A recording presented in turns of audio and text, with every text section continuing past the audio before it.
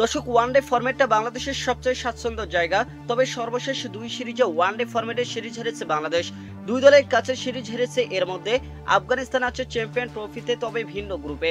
আর একদল West Indies সর্বশেষ one day বিশ্বকাপে খেলতে পারেনি, চ্যাম্পিয়ন ট্রফিতে দুরাশা।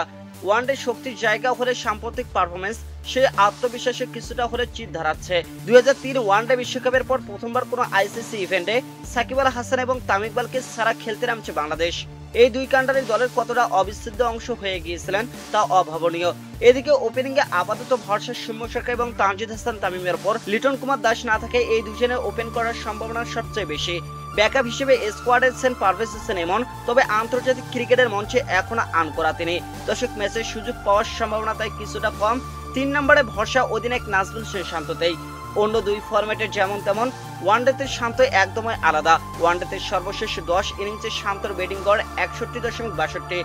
দর্শক, স্ট্রাইক রেট প্রায় 85, 350-র সাথে আছে দারুণ এক ম্যাচ জিতানো সেঞ্চুরি। ঘরের মাঠে শ্রীলঙ্কার বিপক্ষে সে হার না মানা 122 রানের ইনিংসটি এখন পর্যন্ত শান্তর ক্যারিয়ার সেরা। দারুণ সেই ইনিংসে দলকে ম্যাচটা জিতিয়েছিলেন শান্ত।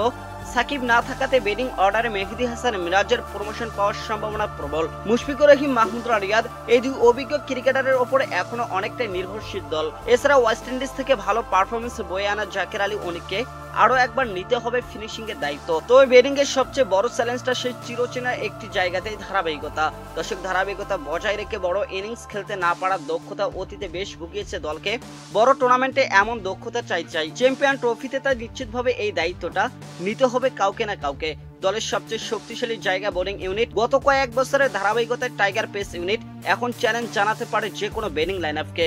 পিসারদের নেতা তাসকিন আহমেদের সাথে মোস্তাফিজুর রহমান, তানজিম হাসান সাকিব এবং নতুন গতি তারকা নাহিদ রানা মিলে বেশ জাম্পে এক পেসার ইউনিট তৈরি করেছে বাংলাদেশ।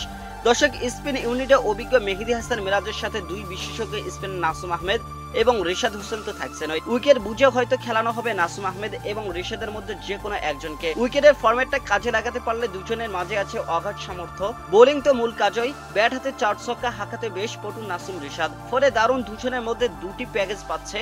তবে এত সুযোগ আর সম্ভাবনা শুধু থাকলেই হবে না, মাঠেও কাজে লাগাতে হবে। আইসিসি ইভেন্টের সাম্প্রতিক অতীতে এত সুখকর নয় বাংলাদেশের। বড় দলের সামনে হামগুড়ি দিয়ে ভেঙে পড়ার ইতিহাসও আছে অনেক। ফলে সুখ স্মৃতি আপাতত খুঁজতে হচ্ছে 8 বছর আগের সর্বশেষ আসর থেকেই। আর সেই সুখ স্মৃতির ভেলাটা ভাসিয়ে দিতে হচ্ছে উচ্ছ্বাসের সাগরে। অধিনায়ক নাজমুল হোসেন শান্ত তো জানিয়ে গেছেন চ্যাম্পিয়ন হতেই যাচ্ছে দল। উচ্ছ্বাসার বিশাল সাগরে ভেলা ভাসিয়ে তীরে ফেরানোর কঠিনতম চ্যালেঞ্জটাই এখন বাংলাদেশের সামনে। 20 ফেব্রুয়ারি দুবাইয়ে ভারতের ম্যাচ দিয়ে শুরু হতে যাচ্ছে বাংলাদেশ চ্যাম্পিয়ন ট্রফির অভিযান। গ্রুপ পর্বের বাকি দুই ম্যাচ পাকিস্তান, প্রতিপক্ষ নিউজিল্যান্ড এবং পাকিস্তান। দর্শক, এক নজরে বাংলাদেশের স্কোয়াড: নাজমুল হোসেন শান্ত অধিনায়ক, মেহেদী হাসান মিরাজ সহ অধিনায়ক সৌম্য সরকার, তানজিদ হাসান তামিম, তাওহিদ হৃদয়, মুশফিকুর রহিম, মাহমুদুল্লাহ রিয়াদ, জাকের আলী অনিক, রিশাদ হোসেন, তাসকিন আহমেদ, মোস্তাফিজুর রহমান, পারভেজ হোসেন এমন, নাসুম আহমেদ, তানজিম হাসান সাকিব, নাহিদ রানা।